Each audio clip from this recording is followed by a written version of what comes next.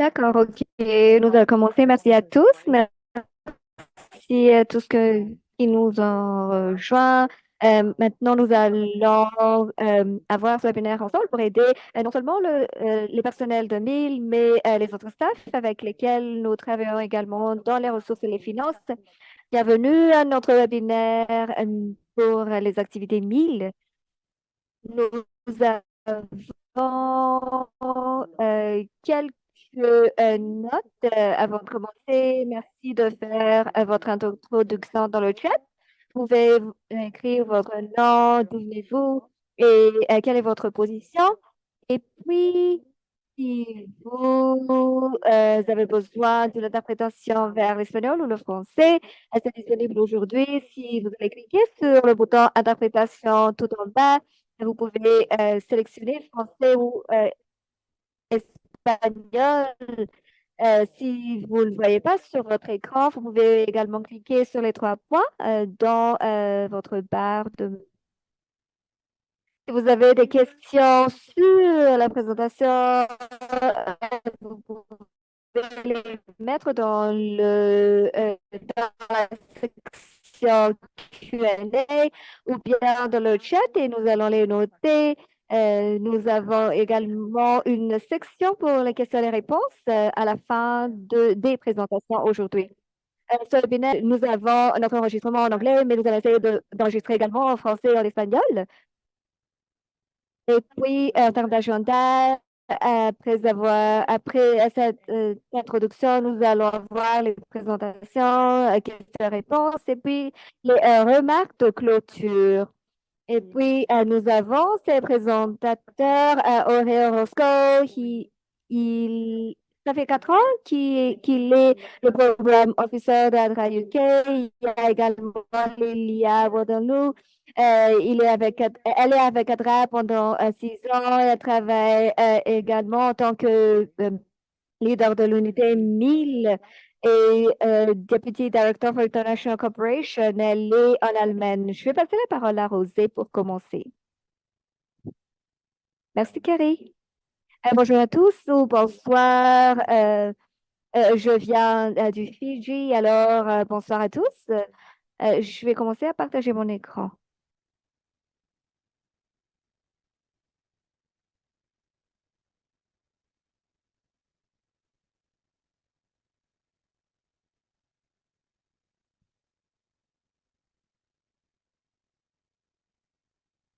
D'accord. Alors, comme ce que Carrie a dit, ce sera c'est un peu différent de ce qu'on a déjà eu dans les réunions 1000. Nous allons parler avec euh, les personnels des finances et des ressources humaines pour voir ce qu'on a besoin de faire ensemble.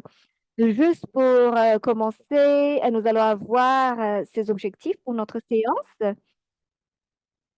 Nous allons avoir trois objectifs pour cette partie, pour cette session. Premièrement, dans cette partie, nous voulons comprendre les plus de 1000 dans notre travail. Nous voulons voir pourquoi, pourquoi doit-on utiliser 1000 et pourquoi on doit pas l'utiliser. Deuxièmement, nous voulons apprendre comment développer un budget. Nous voulons vous donner euh, quelles sont les choses à identifier, quels devraient être inclus dans le budget, puis identifier les articles à inclure dans un projet, programme et budget 1000.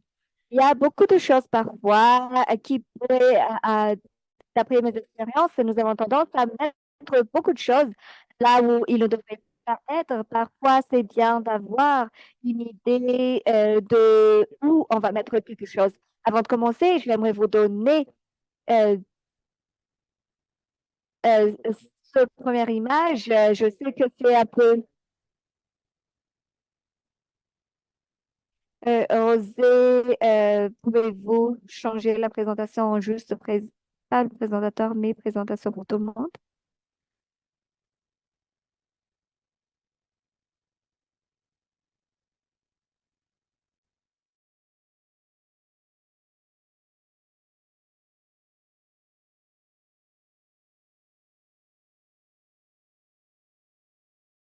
Alors, oui. En général, ce que nous avons ici, c'est ce qu'on appelle cycle de projet. Comme vous le voyez, dans un cycle de projet, nous avons cinq domaines.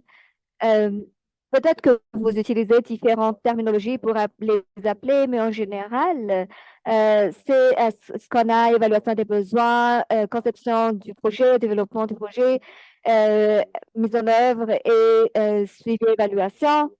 C'est-à-dire suivi évaluation dans le cycle d'un projet. C'est le travail que nous sommes en train de faire et dans les parties du projet, on inclut toujours ce cycle. Je ne vais pas les détailler, mais dans l'évaluation des besoins, vous avez besoin d'avoir des contextes et des analyses de capacité pour la conception de notre portefeuille. On a besoin des guides. euh, et on a besoin d'identifier les besoins en termes de personnel, les besoins du projet et en termes de mise en œuvre. Vous devez penser d'un atelier de lancement, par exemple. Nous avons toujours inclus 1000. Ça fait partie des décisions qu'on a pendant ces ateliers. Et puis pour l'évaluation et l'apprentissage, nous avons besoin de collecter les leçons apprises et comment est-ce qu'on peut les adapter à notre projet, à notre organisation. Vous savez, euh, tout, ce sont tous chers et on a besoin de s'assurer que nous ayons assez d'argent pour les faire. Il y a des projets ou des programmes qui n'ont pas peut-être pas besoin de toutes ces étapes, mais assurez-vous que vous avez de l'argent pour les faire parce que 1000 est un cycle d'un projet. Maintenant, euh, qu'en est-il d'une budgétisation 1000? Cela signifie que, il y a des coûts qui sont, il y a beaucoup de choses qu'on a besoin de faire dans le mille et on va aller parler de cela, mais on a besoin de ressources financières pour faire cela. Alors, on a besoin d'évaluer qu'est-ce qu'on a besoin d'avoir pour avoir un bon système mille dans notre projet ou dans notre bureau. Il y a des activités qui sont centrées sur le projet, mais il y a d'autres qui seront au-delà des cycles du projet.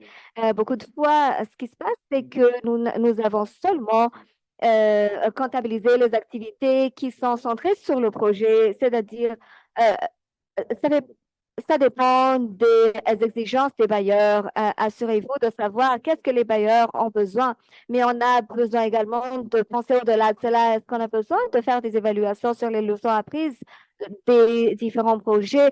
Après avoir terminé un projet, on a besoin de revoir où en sommes-nous? Est-ce qu'on a assez d'argent pour l'évaluation? C'est important pour nous d'avoir cette pensée, aller au-delà du projet. Quelles sont les ressources qui sont disponibles pour faire cela?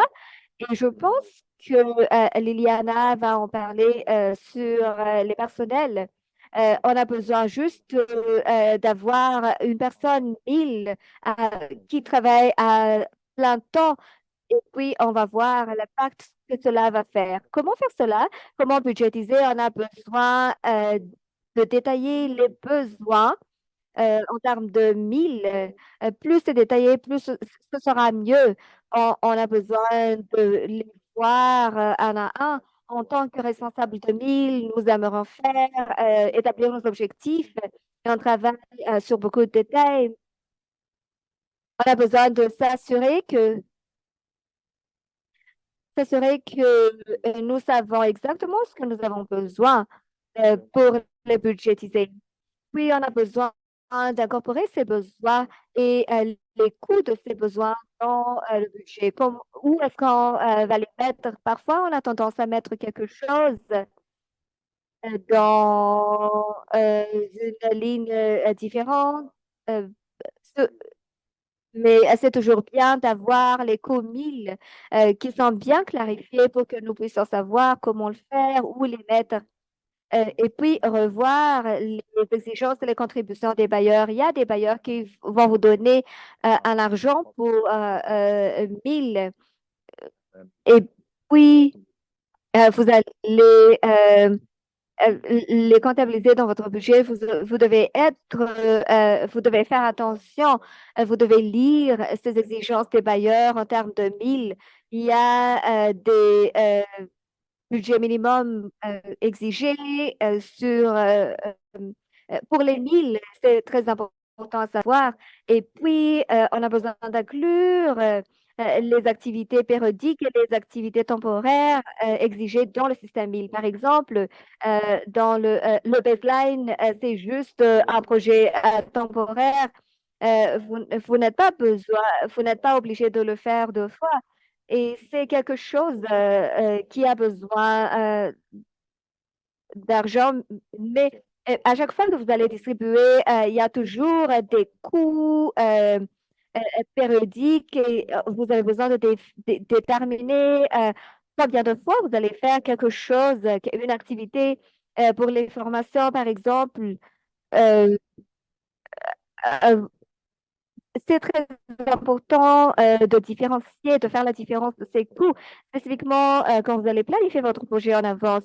Et quelque chose qu'on a besoin de faire plus souvent, c'est le plan de contingence des coûts. Parfois, nous planifions de faire des suivis et puis le coût des transports sera plus élevé ou bien nous avons besoin ce plan de contingence. Il y a des projets qui en a comme un bloc, c'est-à-dire cela dépend de chaque projet, mais c'est toujours bien d'avoir ce plan si jamais il y a quelque chose qui n'est pas sous contrôle. Euh, alors, j'aimerais juste d'accord, j'aimerais juste vous poser cette question. Quelle est la bonne réponse? Parmi les quatre, qu'est-ce qu'on ne va pas mettre dans le budget 1000 ressources humaines, tickets olympiques ou dépenses capitales ou coûts de contingence? À mon avis, les quatre sont très importants, mais j'aimerais également entendre vos avis. Qu'est-ce qu'on doit inclure et qu'est-ce qu'on ne doit pas inclure dans le budget 1000? Nous allons voir si vous... D'accord. Mettez vos réponses dans le chat. B. OK.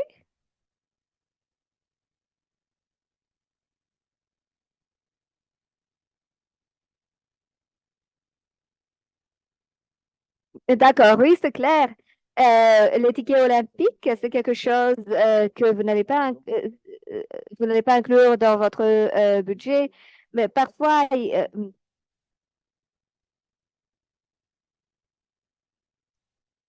par exemple, c'est quelque chose que j'ai vu, euh, le coût des impressions.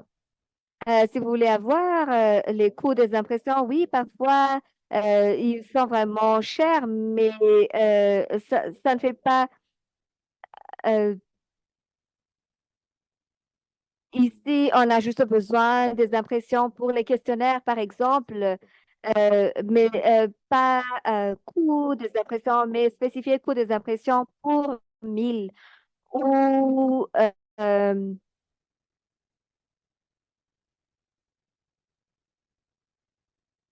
d'accord. Euh, alors, nous allons mettre dans le budget les ressources humaines. Euh, Personnel, consultant externe, renforcement de capacité, formation, et puis les dépenses relatives à l'interprétation, les données de baseline et enquête, headline. À beaucoup de fois, quand on parle de staffing, on met les coûts pour les staffs. Oui, c'est quelque chose c'est clair, mais si vous pouvez les bien détailler, ça va vous aider à comprendre comment dépenser l'argent par rapport au budget du 1000. Cela doit être clair. Ce qui est très important ici, c'est également le renforcement de capacité. Nous avons des formations à 1000 et si vous allez envoyer vos personnels euh, à ces formations, ça va prendre du temps et ça va prendre des coûts venant de l'argent de projet pour d'interprétation. Nous savons que c'est pas, c'est cher.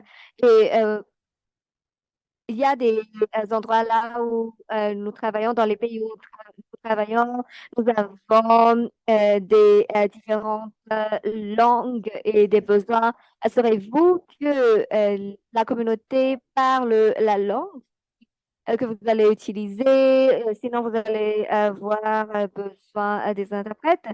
Il y a, en ce qui concerne les données, traitement de données, stockage de données, nous n'avons pas cette capacité, mais assurez-vous que ça doit faire partie du budget.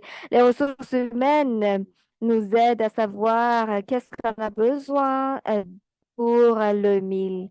En ce qui concerne les dépenses capitales, cela est par rapport au coût des infrastructures, les équipements des bureaux, et puis le coût des voyages vers les terrains et les ordinateurs, ainsi que les applications. On utilise PSS. Si vous utilisez, oui, euh, même pour utiliser Excel, c'est toujours de l'argent. Mais ça dépend des données que vous traitez. Et ce qui est important également, c'est la vulgarisation des documents MIL. Nous avons besoin euh, oui, beaucoup de personnes travaillent en version numérique et même la version numérique, ça coûte cher parce que on a besoin d'un site web et puis nous avons besoin de nous assurer que ça fonctionne de façon appropriée.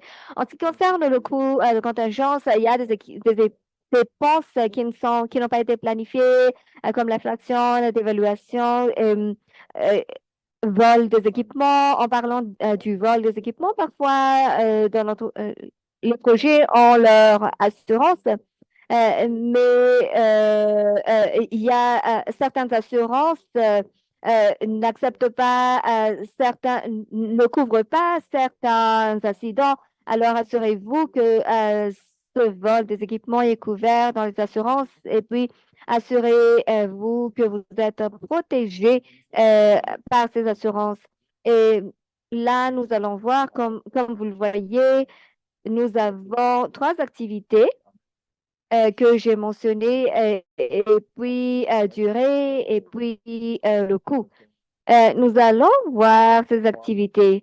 Formation des paysans, ça va prendre 2 semaines et les coûts sont clairs ici. Nous allons former 50 paysans pendant 10 jours. Chaque jour, on va dépenser 15 dollars par personne. Ce qui est bien ici pour les personnels mille et finances, ils sont tous forts en mathématiques, alors ils peuvent bien les calculer. C'est-à-dire, si on a besoin d'une personne de plus, ça va augmenter le coût. Comme vous le voyez ici, nous avons également l'achat des outils et livraison des outils. Ça va prendre 1 semaine. Euh, Puis, 550 kilomètres, il y a peut-être des bureaux qui ont déjà des coûts standards pour les kilomètres, mais il y a également, on a besoin d'un fournisseur qui est honnête pour établir les coûts. Et pour ajouter à cela, par exemple, un bon plan de contingence serait oui, nous allons essayer avec la ligne outils de livraison. Euh, à votre avis, quel pourrait être un bon plan de contingence? Qu'est-ce qui va se passer au camion ou bien à l'outil de livraison? Mettez vos avis sur le chat. Quel genre de plan de contingence pourrait-on avoir par rapport à cette activité, livraison des outils? D'accord. Pour la livraison des outils, quel pourrait se passer avec les camions qui vont livrer?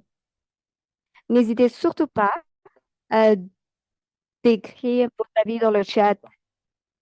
Oui, D'accord, les voies, les routes seront endommagées, oui. Ça se passe plus qu'on l'attend. D'autres avis? Les outils ne peuvent pas être, oui, le camion est très petit. Euh,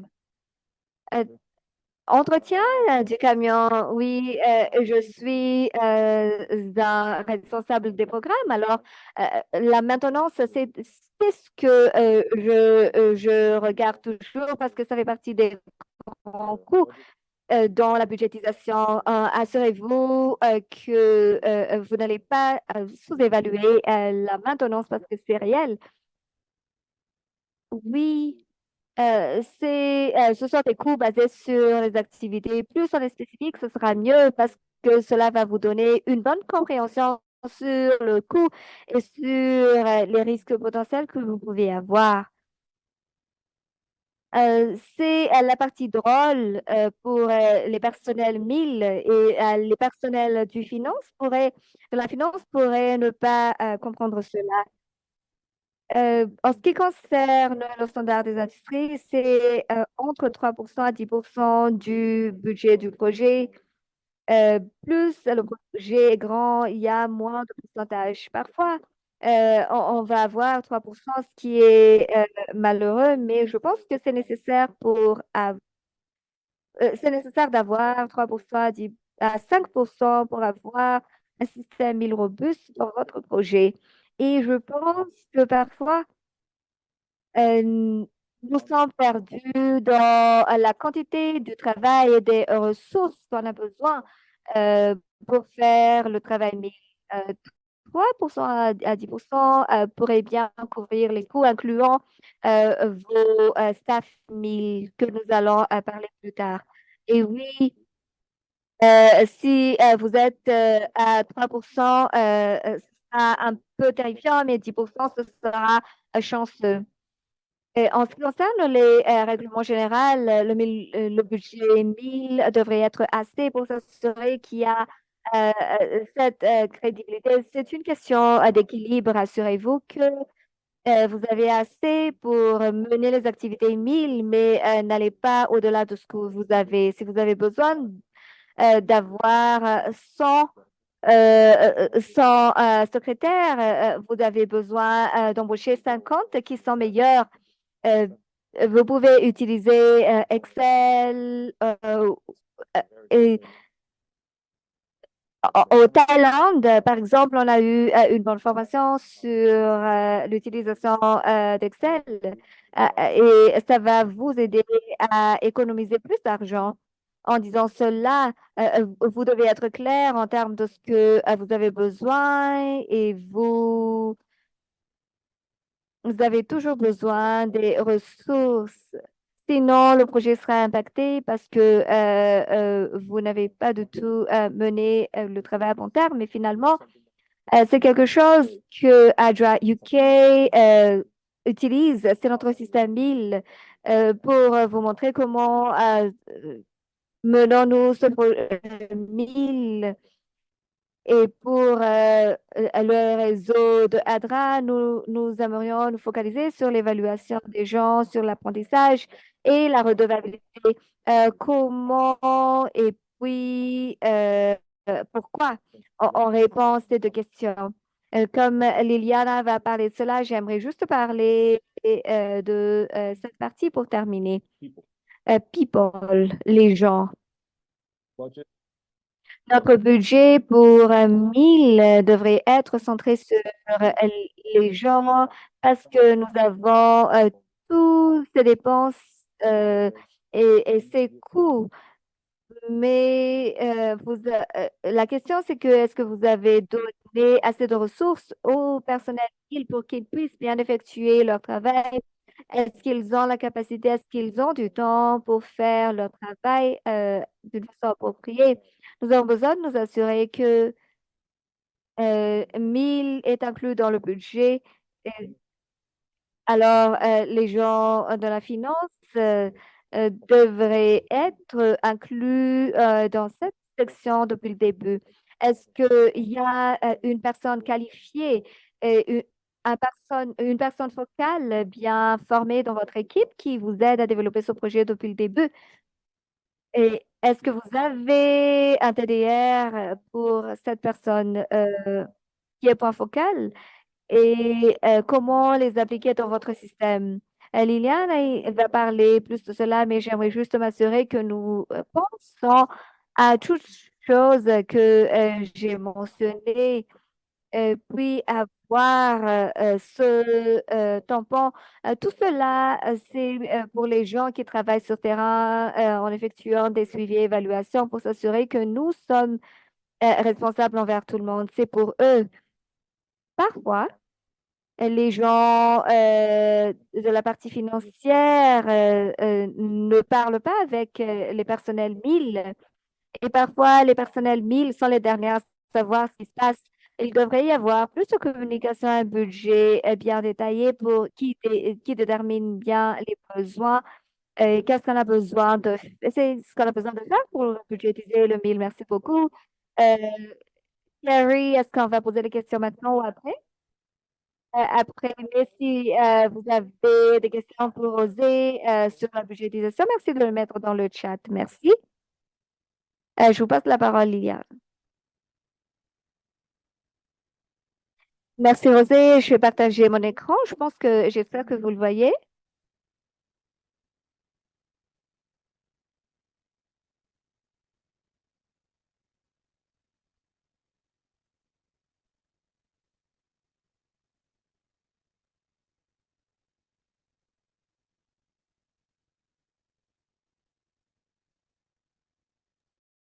On peut parler de renforcement de capacité et des ressources humaines. L'objectif, c'est d'évaluer la capacité des ressources humaines du projet et d'identifier les renforcements de capacité requises au sein du MIL pour voir les opportunités, définir les rôles et les responsabilités et définir ce qui est en dehors des expertises. On se réfère à notre manuel. En fait, il y a les méthodes, le rôle du staff pour appuyer le système 1000.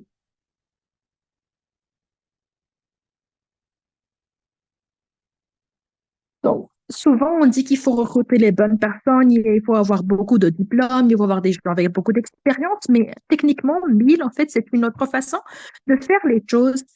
Il y a vraiment une définition très claire. Il y a des rôles et des responsabilités que vous pouvez voir là-dessus. Voilà un exemple pour les coordinateurs. Il y a les 1000 coordinateurs, 1000 officers, 1000 assistants, programme manager, programme directeur. Nous allons les parcourir un par un aujourd'hui et je vais mettre en face certains des éléments minimum requis. C'est important d'inclure les objectifs du 1000 dans la description de l'emploi, dans l'offre. Souvent, on demande à certaines personnes, parfois on n'a pas de réponse à cette question sur quelle est la différence entre 1000 coordinateurs et également le 1000 officer.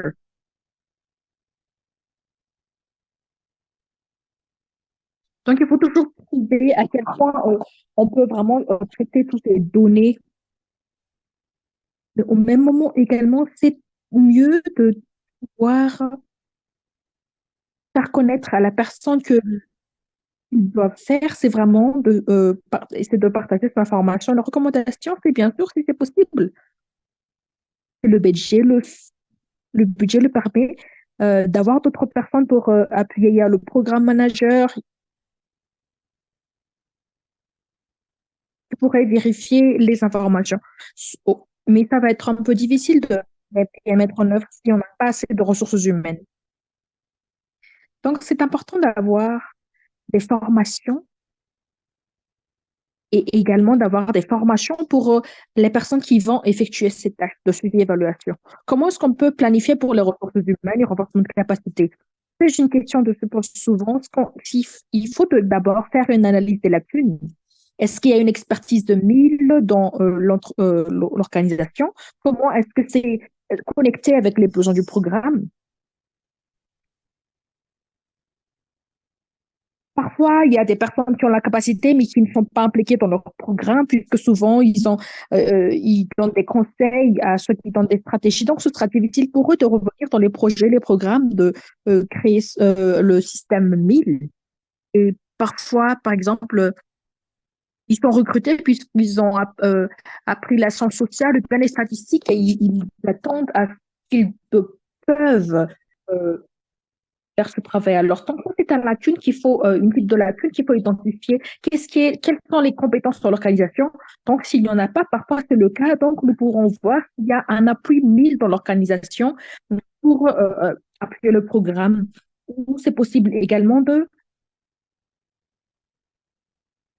ajouter, par exemple, si on a oublié de budgétiser là-dessus, il semble également que dans l'organisation, ça ne va pas être possible d'avoir l'appui puisque tout le monde est vraiment très occupé. Et on demande, est-ce que vous pouvez envoyer une autre personne? Est-ce qu'il y a notre budget pour avoir une autre personne? Et ici, il y a une unité technique ou bien une personne qui va être assignée à appuyer. Donc, quelles sont les étapes qui euh, partie de la cadre de compétences humaines? Donc, il faut évaluer les compétences des ressources humaines existantes. Donc, on va voir les différentes compétences basées sur les statistiques, la plus sur le projet. Il y a les aspects, il y a ceux qui sont plus dans les aspects qualitatifs et ceux qui sont plus dans les aspects quantitatifs. Il faut voir également les analyses des lacunes, c'est-à-dire entre les lacunes entre les compétences requises et les compétences existantes. Donc, il faut faire un renforcement de capacité.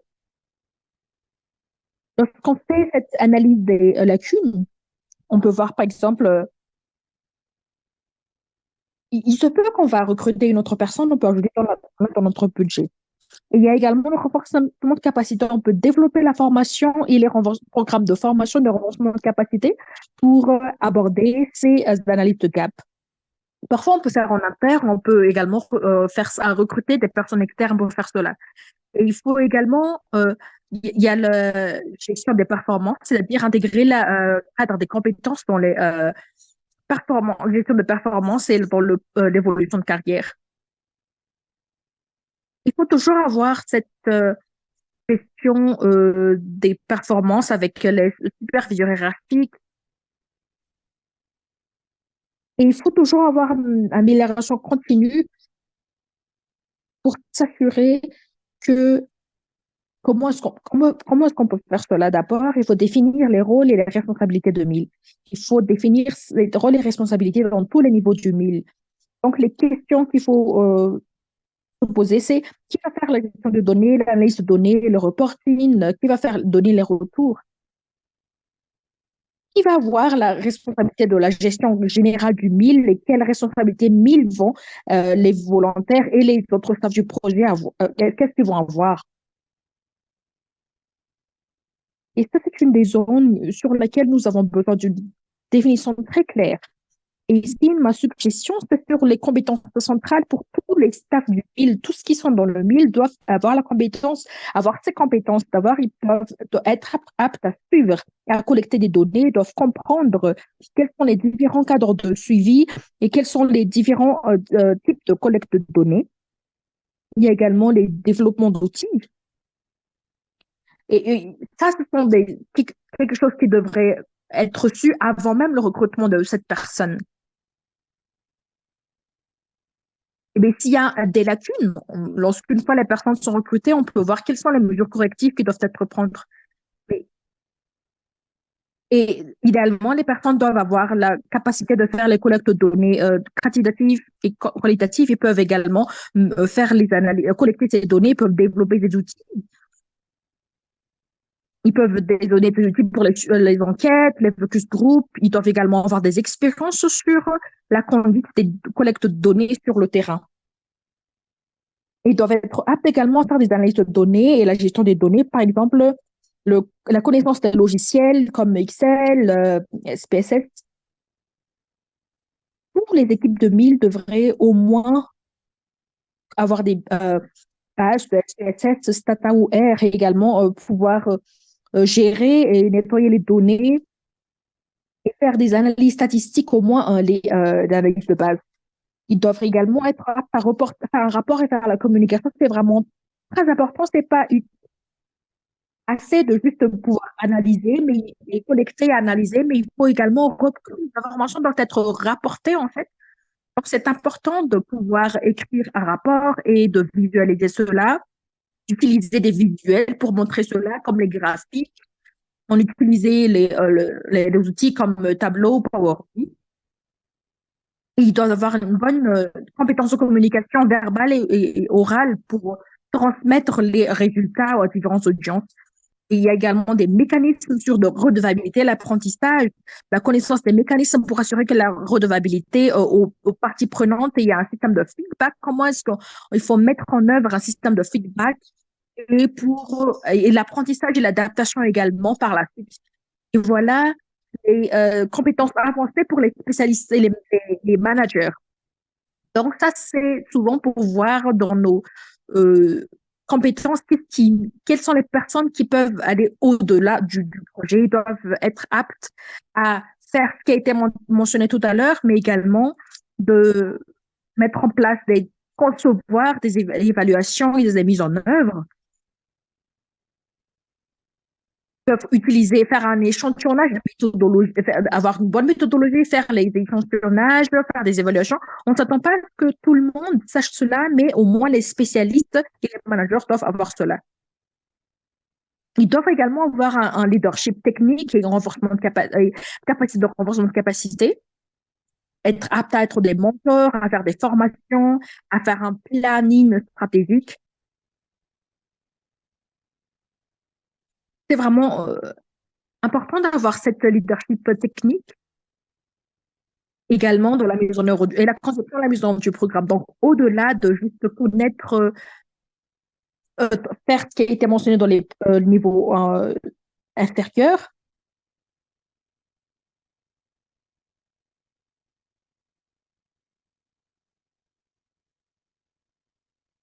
Donc, également, il y a ceux qui peuvent également travailler stratégiquement et également dans la mise en œuvre du projet doivent être inclus. Il y a une approche systématique également, la capacité de mettre en œuvre. Donc, il y a des défis et une capacité de réflexion et d'innovation. Il faut avoir une certaine connaissance et sur comment utiliser les informations, une certaine réflexion. Il faut que les spécialistes puissent identifier également l'intégration des technologies, les solutions innovantes. Par exemple, en ce qui concerne le collecte de données avec les mobiles et également engagement avec les parties prenantes de la communication. Donc, les spécialistes et les managers doivent faire des analyses des parties prenantes. Ils doivent développer une stratégie d'engagement des parties prenantes également. Et idéalement, ils doivent également avoir des compétences de plaidoyer et d'influence, avoir des compétences là-dessus,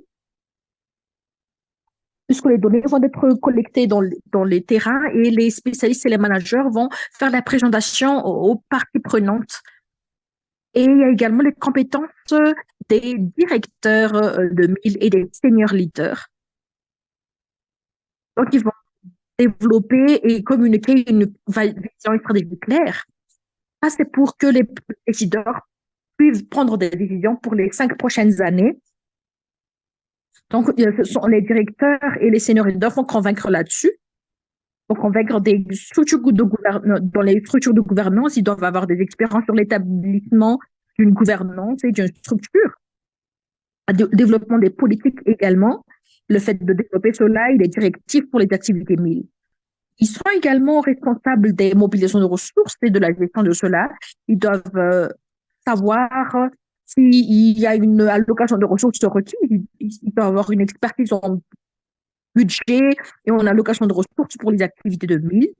Ils doivent également connaître les techniques de mobilisation de ressources puisque ils vont devoir mobiliser des ressources pour les activités des MIL et avoir également des compétences en ce qui concerne la supervision financière pour suivre le budget du MIL. Ils doivent également avoir des compétences de haut niveau sur l'implication des parties prenantes, des influences politiques également les partenariats, développement des partenariats et des compétences de parler en public, avoir des éthiques et standards et conformités, et les conformités les, en ce qui concerne les prérequis des donneurs, des bailleurs, des organisations, des éthiques et ce qui concerne la culture.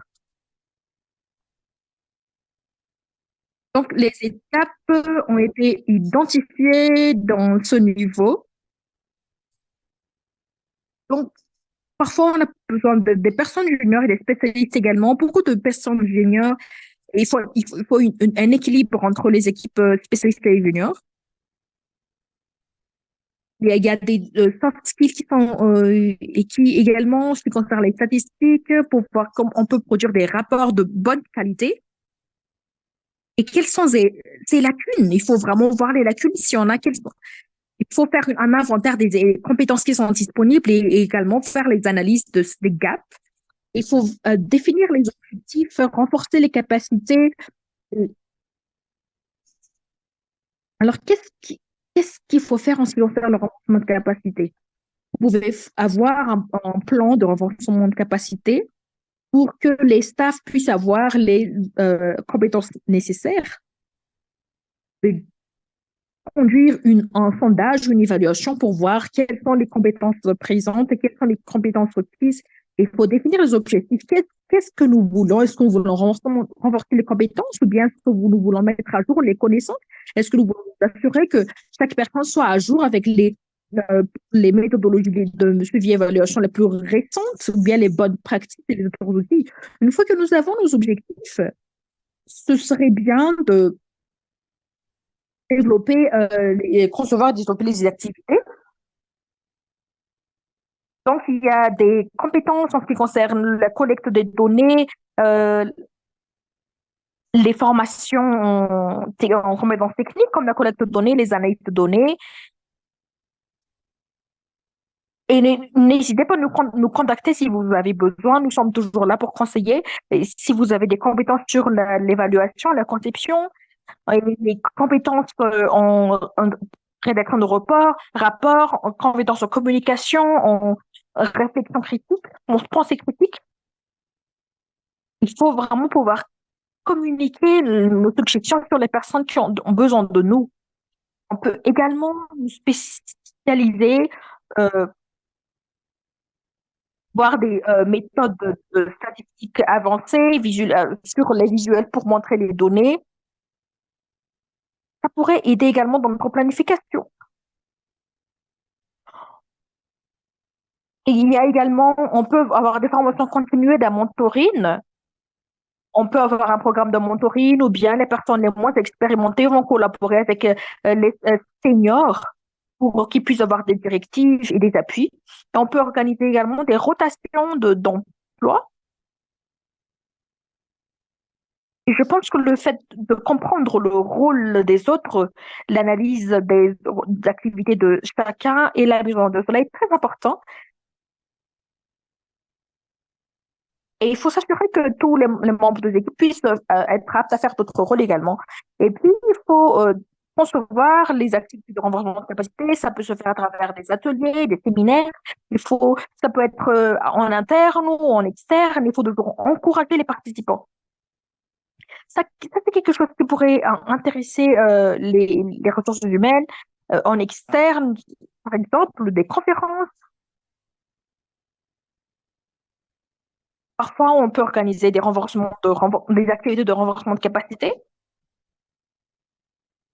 Il faut bien réfléchir sur le choix approprié puisqu'il y a des coûts pour chaque choix. Et il y a également les e-learning et les cours en ligne, et également les plateformes en ligne. On peut avoir ça pourrait pas être facile, mais peut-être que ils ont besoin d'une petite planification pour que puissent choisir les thématiques.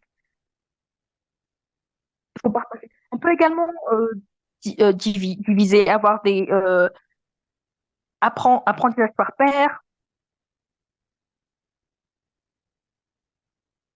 il y a également les développements de ressources et la distribution de cela. On peut avoir des guides et des boîtes à outils.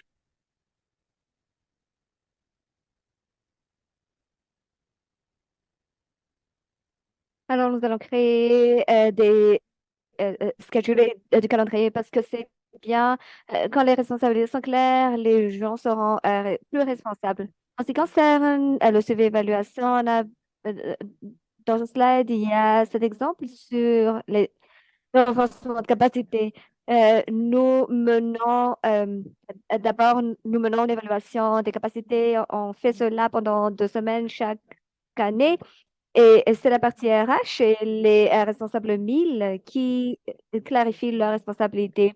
Il y a également une formation sur la partie technique, 3 jours. Pendant 3 jours, il y a également une formation sur les soft skills biannuelles. Euh, c'est juste pendant peu de temps, mais cette formation est vraiment robuste.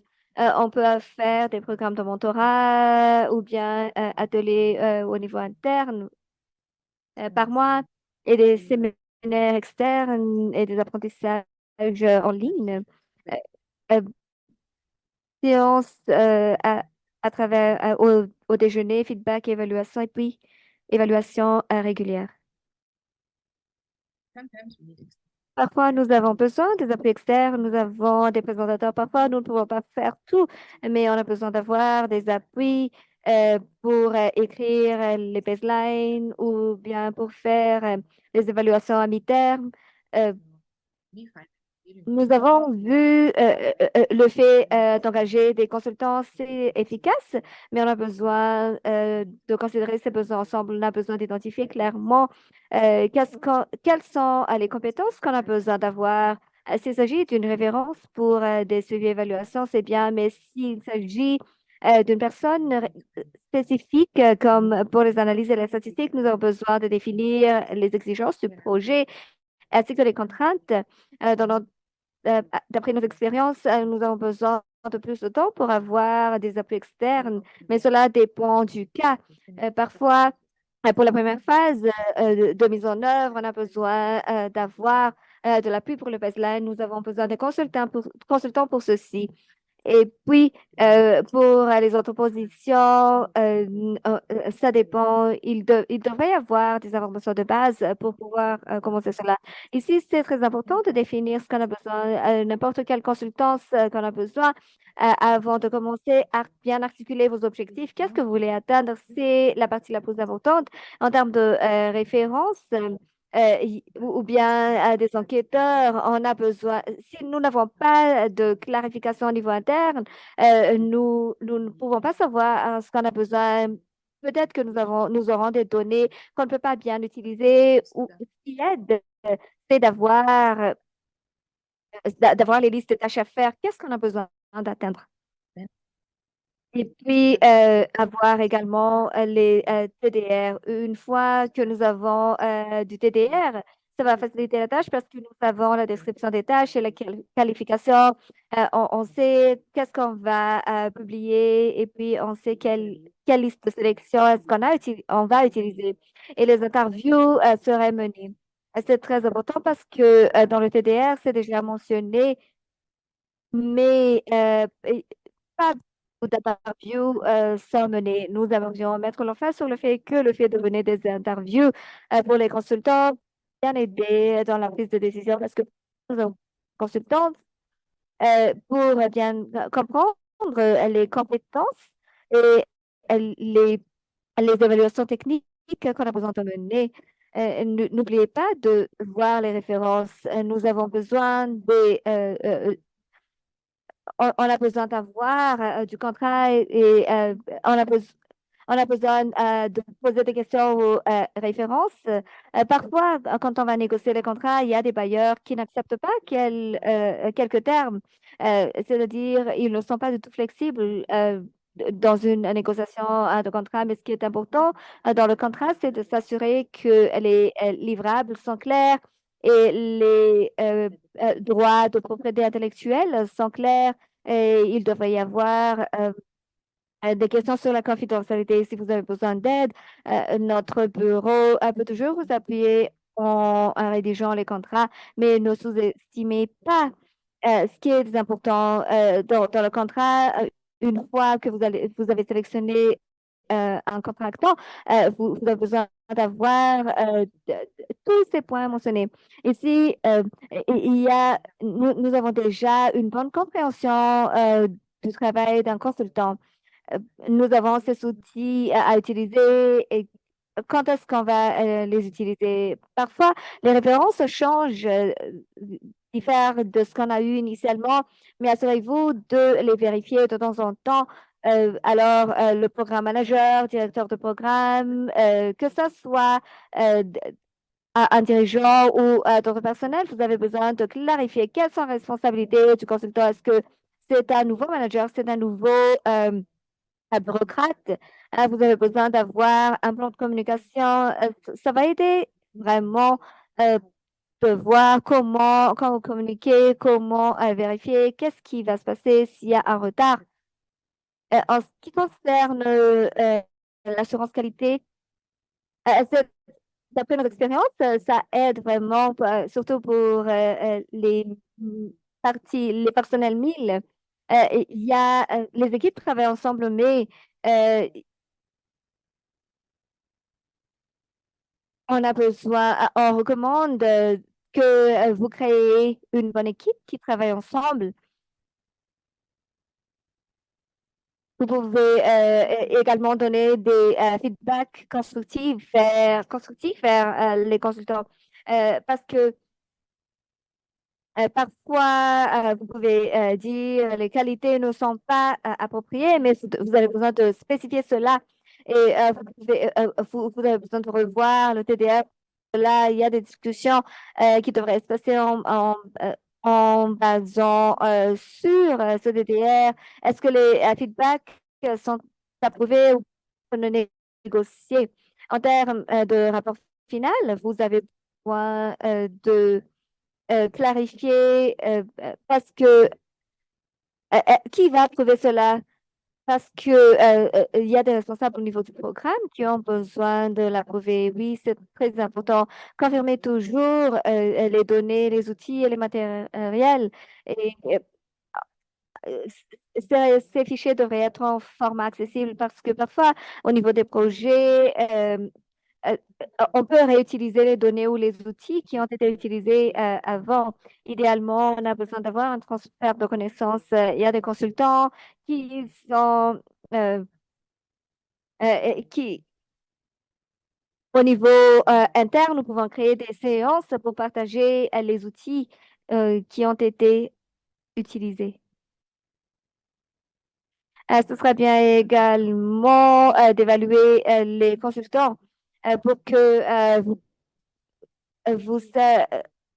alors vous avez besoin d'évaluer la performance de ces consultants pour que vous puissiez savoir si vous êtes satisfait de ce qu'ils ont fait. Est-ce que c'est le même consultant qu'on va embaucher la prochaine fois? Et on a besoin également de documenter les leçons apprises pour améliorer les engagements dans le futur. Considérer ce qui a bien fonctionné, ce qui n'a pas bien et ce qu'on a besoin d'améliorer. Euh, on a déjà le TDR, mais on a besoin également de voir les livrables pour voir si le consultant a bien travaillé ou bien les consultants n'ont pas assez d'accès sur terrain.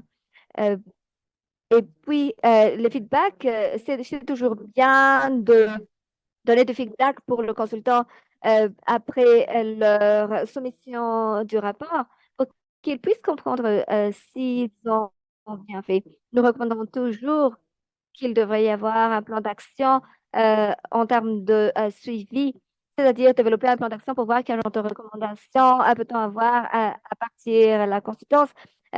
Parfois, les consultants peuvent aider à combler les vides, mais vous pouvez également leur dire qu'est-ce qui a manqué dans le rapport. Et en ce qui concerne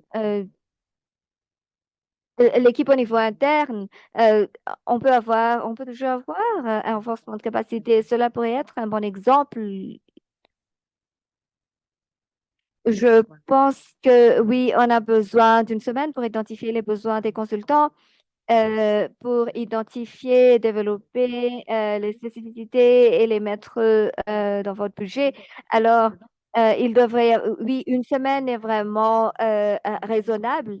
Je sais qu'on a besoin d'avoir des feedbacks. C'est pas fait par euh, c'est pas seulement fait par une personne, il y a une personne qui dirige, mais on a besoin de feedback de différentes personnes comme les gens au niveau de terrain. Et puis, on a besoin de publier cela.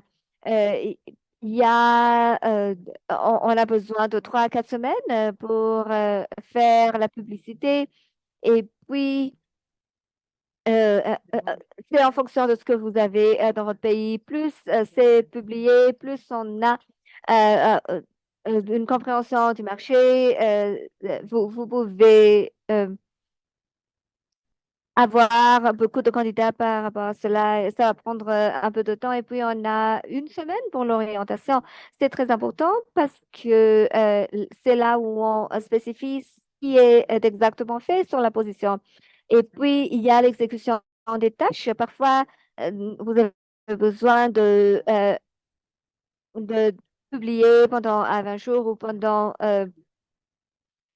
pour que nous soyons justes, si vous avez un grand projet et les travaux vont durer pendant des mois, personnellement, je pense que c'est difficile pour un consultant de tout s'approprier de tout en un mois parce qu'on a encore besoin de créer un plan d'action. Ça dépend, mais le scénario idéal, c'est de 3 à 6 mois en fonction des livrables et l'évaluation. Et puis, en ce qui concerne l'évaluation, vous pouvez le faire au niveau interne ou bien avec le consultant. Et finalement, comment intégrer cela? Et je vais arrêter mon partage. J'ai pas vu toutes les questions dans le chat, mais je vois juste que c'est vraiment actif. C'est la fin de ma présentation. Nous avons beaucoup de questions avant de répondre à ces questions. Nous allons, je vais passer la parole à Carrie.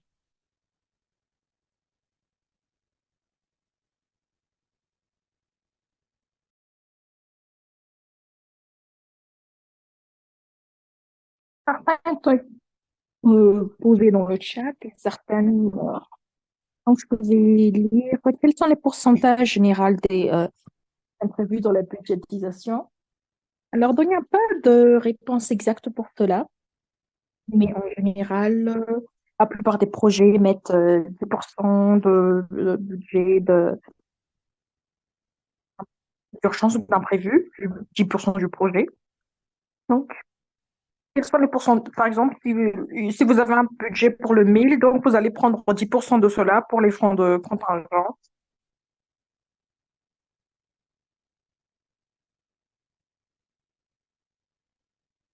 Donc, 10% du budget 1000, selon moi. Et ça va être vraiment basé sur la façon à laquelle vous travaillez. Je pense que c'est vraiment important d'avoir une bonne évaluation des risques, que vous puissiez identifier les risques et les défis, et pour que vous puissiez avoir une idée claire de. Puis je sais que c'est vraiment c'est un gros travail de voir tout cela en détail, mais ça vaut la peine de le faire. Et bien, est-ce que nous avons un modèle d'évaluation des consultants et un, une- un- un fichier standard? Puis, il y a il y a un modèle d'évaluation du consultant. Lorsqu'on fait les évaluations, les interviews des consultants, il faut suivre cela. Je peux partager cela si c'est utile. Oui, on en a.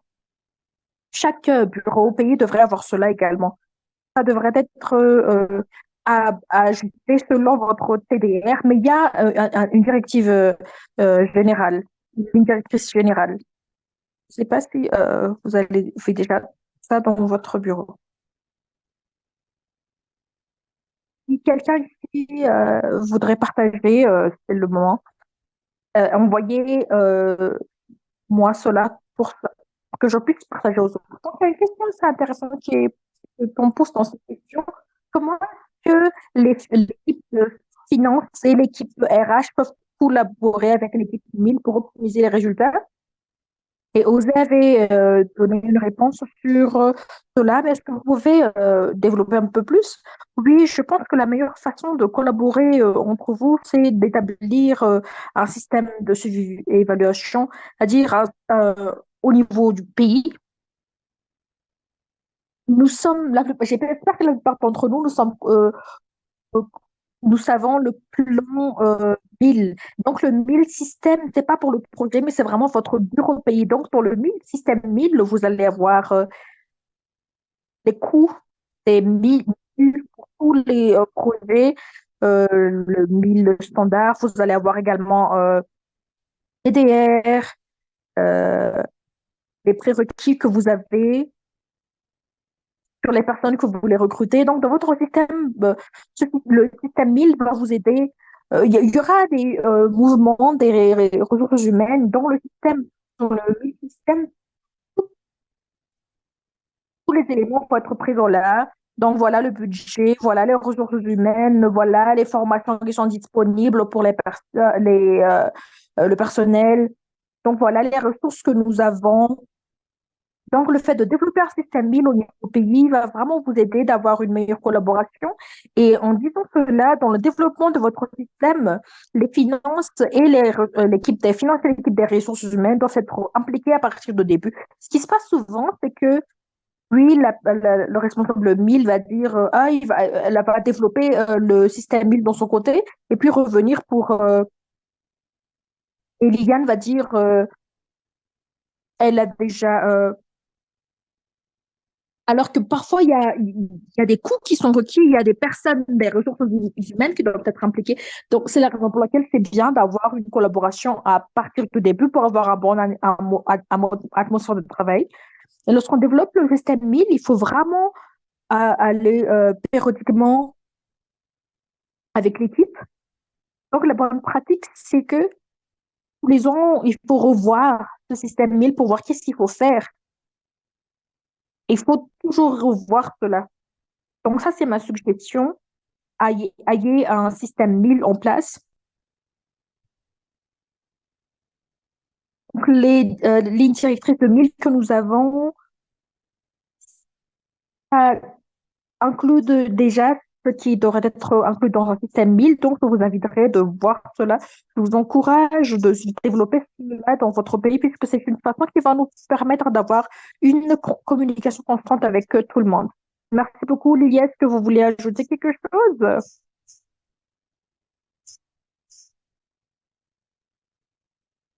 Nous avons une autre question dans le chat maintenant. Est-ce qu'il y a un checklist sur l'implication des consultants externes? Est-ce qu'on peut avoir en mode hybride lorsque nous recrutons des consultants externes?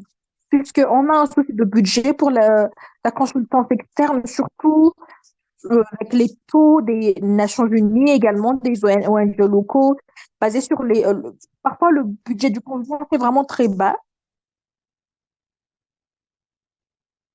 Donc, nous avons le terme TDR dans le manuel qui t'aide. Je ne suis pas vraiment sûre sur ce que vous voulez dire sur la mode hybride d'implication d'un consultant, mais oui, c'est toujours lié à la budgétisation. Et bien sûr, un consultant expérimenté parfois coûte cher, surtout dans les pays avec des problèmes de sécurité. Et parfois, c'est toujours difficile d'avoir de bons consultants. Donc, lorsqu'on planifie les projets, il faut vraiment planifier qu'il y aura un montant élevé d'évaluation. Il faut vraiment, on peut, il faut vraiment prévoir ces montants d'évaluation. Au début, il faut vraiment, euh, l'équipe du 1000 et l'équipe des finances doivent vraiment avoir un budget conséquent, un budget important. Ça, c'est un argument pour nous de nous dire, oui, ça va vous aider d'avoir de bonnes activités, de bien suivre ces activités. Les prix vont continuer à s'élever. Et notre valeur, c'est vraiment de s'assurer que les TOR, que les résultats sont bien inclus et que le budget soit bien considéré. Et le programme peut comprendre que c'est très important également. Ce que nous faisons est important et il faut budgétiser.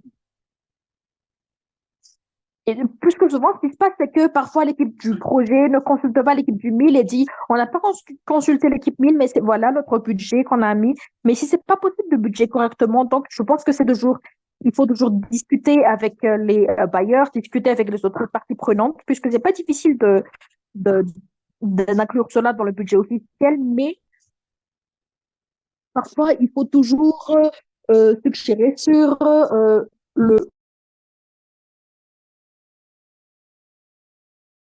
Mais je pense que c'est mieux de voir les perspectives si vous voulez spécifier sur ce que vous entendez par mode hybride. Je pense qu'elle veut dire, c'est que parfois, vous allez recruter un consultant, parfois, mais dans certains moments, des autres activités vont être en interne. Donc, parfois, vous allez utiliser vos ressources humaines pour faire d'autres activités. Certaines des activités vont être faites par un consultant externe. C'est ça? Oui, c'est ça. Parfois, la consultance par exemple, pour le budget de l'évaluation finale, on peut avoir, on divise le budget. Par exemple, la collecte de données peut être faite par l'équipe interne du 1000. Par les projets ont toujours des attentes très élevées en ce qui concerne l'évaluation finale externe, mais le budget qu'ils donnent n'est pas suffisant alors qu'il requiert une évaluation externe. Donc, on peut également faire en sorte on utilise nos ressources pour faire le travail si le bailleur est d'accord. Il y en a avait dit que ce qu'on peut faire, parfois on dit il y a des choses qui coûtent 3 000, 4 000 dollars alors que nous pouvons les faire nous-mêmes. Donc, le mode hybride, en fait, c'est que ça dépend du bailleur. Il y a certains bailleurs qui requièrent que ce soit une évaluation externe. Aucune personne de l'équipe ne devrait participer aux évaluations externes. Même la logistique, parfois la logistique, ils ne veulent pas inclure l'équipe interne. Ça dépend des bailleurs. Mais si les bailleurs disent qu'on a la capacité euh, des, des collectes de données quantitatives ou les statistiques peuvent être faites en interne, que maintenant également avec les soucis de sécurité sur le mode hybride, on peut recruter un consultant qui va faire le travail à distance.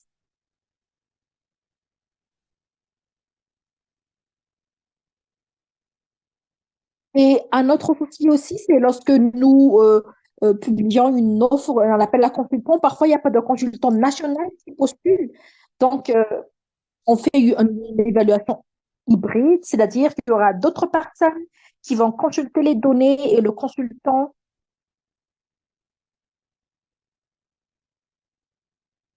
Donc, les interviews, les questionnaires vont être localement et c'est le consultant qui va faire l'analyse. Donc, quelles sont les façons, les possibilités? Ce sont des éléments que nous avons appris durant la COVID. Mais encore, ça dépend des bailleurs et sur la qualité également. Le problème, c'est que, je m'excuse de mentionner cela, mais dans ce que nous avions fait l'année dernière, malheureusement, la plupart des rapports d'évaluation que nous avons évalués,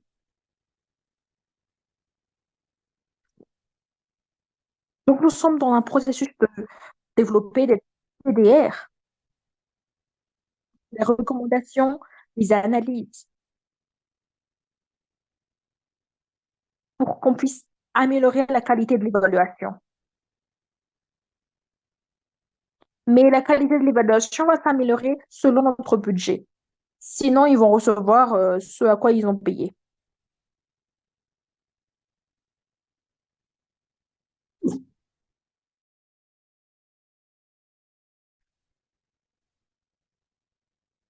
Et certains équipes de pays,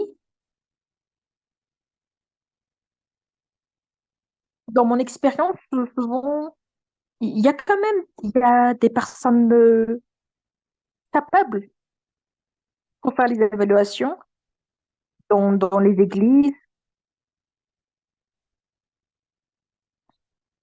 On peut dire, voilà ce que nous avons, est-ce que vous pouvez nous faire? Parfois, ils acceptent. Parfois, c'est comme une faveur de la part d'une église. C'est pas tous les pays qui ont cela, mais certains pays ont ces personnes dans les églises. Donc, je vous encouragerai de voir autour dans votre bureau, dans les églises ou les personnes qui sont professionnelles, qui peuvent offrir les services.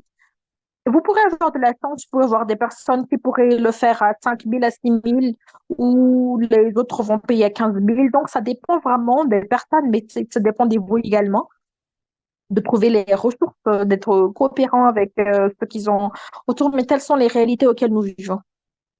Merci beaucoup. Quelle réponse? Alors, nous avons une question intéressante ici. Et je ne sais pas si vous avez déjà répondu à cela. Comment est-ce que vous abordez la priorisation des retentions des staffs existants, surtout dans le développement de nouveaux projets? On a eu du mal à cela. Est-ce que vous avez des conseils ou des expériences là-dessus? Oui, nous avons tous des expériences avec ce problème, mais je pense que ça, c'est quelque chose à considérer au début. On essaie de planifier autant qu'on peut. Bon, donc, le développement de l'organisation est vraiment très important. Il y a également les, il y a les personnes techniques qui sont là pour savoir, qui sont là pour appuyer la partie mise en œuvre. Donc, on ne devrait pas s'attendre à ce que nos équipes, ils vont tout faire, ils vont faire l'aspect technique. Donc, il n'y a pas de magie, je pense. Il y a des équipes qui quittent à DRA très tôt. Ça, c'est quelque chose de très commun. Le taux de rétention est très bas, surtout dans le mille. Et je pense que ça dépend également de notre culture de travail. La plupart d'entre nous ont travaillé dans un drap pendant plusieurs années, donc il n'y a pas de recette qui va être utile, mais il faut vraiment communiquer au tout début que c'est pas uniquement dans la mise en œuvre, mais vraiment s'assurer que les personnes puissent équilibrer le travail qu'ils font. Il faut communiquer avec les bu- euh, bureaux d'appui si vous n'avez pas cette capacité. Voilà, mais je n'ai pas vraiment d'expérience de cela. J'espère que ça a aidé. Je pourrais partager mes expériences aussi. Oui, c'est vrai, pour mon expérience également, ça dépend de chaque culture, de chaque bureau. On- Nous, dans ma présentation, j'ai dit que nous avons un budget, pas uniquement sur le projet, mais également en tant que programme. Donc, si vous avez un système robuste, où les gens ne sont pas là juste pour les projets, mais spécifiquement vos équipes techniques 1000 pour les projets, ils doivent vraiment se ressentir, avoir un sentiment d'appartenance pour l'organisation, pas uniquement dans le projet. Ils sont là pour développer l'organisation. Donc ça a vraiment aidé les personnes à être, à se ressentir valorisées, à vouloir rester. C'est difficile puisque vous avez besoin vous n'allez pouvoir pas avoir toute la somme qui est requise pour cela, mais mon impression, c'est que c'est toujours bien d'avoir une équipe 1000 dans votre bureau, pas uniquement durant les projets, mais en tant que dans l'organisation. Et c'est pas facile, c'est pas facile. Il n'y a pas de mauvaise ou de bonne réponse, mais il faut vraiment investir. Si plus vous investissez là-dessus, plus vous allez avoir de bons résultats.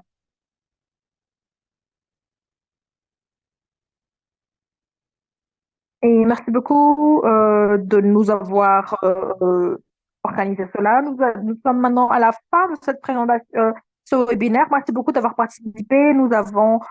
Nous enregistré cette réunion. Nous allons vous envoyer ce enregistrement. Et nous allons également vous envoyer les présentations et nous allons répondre aux questions que vous avez posées également. Juste avant que vous partiez, je vais envoyer un lien dans le chat maintenant. Donc voilà, un lien pour... il y a beaucoup de ressources sur le menu de 1000 dans Adra. Donc vous téléchargez ces documents. Donc vous pouvez inscrire également dans la newsletter du 1000. Vous pouvez vous inscrire dans le newsletter de TLL également. Et nous avons également un sondage que si vous soyez un mail officer ou programme officer, vous pouvez répondre à cela avant le 30 août sur les sujets pour la formation de l'année prochaine. Donc, si vous n'avez pas nous avez pas rejoint sur Hamham, donc rejoignez-nous. Merci beaucoup encore. Merci aux intervenants, l'équipe 1000. Merci beaucoup de nous avoir rejoints et bonne journée ou bon après-midi selon votre fuseau horaire. Merci beaucoup.